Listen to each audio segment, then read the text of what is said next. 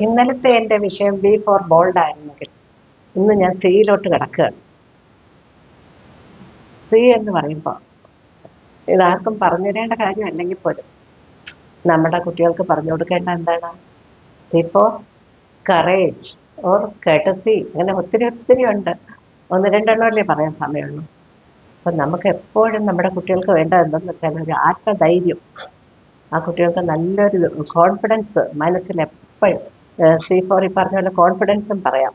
നല്ലൊരു മര്യാദ, നമ്മുടെ വിനയം, കറേജ്, അതായത് ധൈര്യം, ഇതെല്ലാം നമ്മുടെ കുട്ടികൾക്ക് പഠിപ്പിക്കേണ്ടിയിരിക്കുന്നു. കാരണം ഇപ്പം ഈ പറഞ്ഞ പോലെ ഒന്നും രണ്ടും കുട്ടികളൊക്കെ ആയതുകൊണ്ട് അവർക്ക് ഒത്തിരി ധൈര്യം കൊടുക്കാനോ ഒന്നും പറ്റും. എല്ലാം ചെറിയൊരു വിഷയം വരുമ്പോൾ തന്നെ അവരാകെ ടെൻഷൻ അടിക്കുക. അപ്പോൾ നമുക്ക് പറയേണ്ടത് എന്താണ്? C for courage or C for courtesy, C for confidence. ഇങ്ങനെ ഒത്തിരി കാര്യങ്ങളുണ്ട്.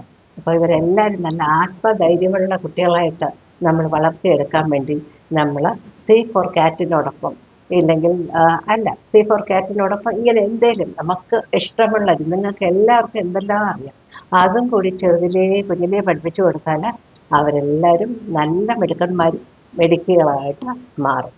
നാളെ അപ്പോൾ നമുക്ക് ഡീൽ തുടങ്ങാം.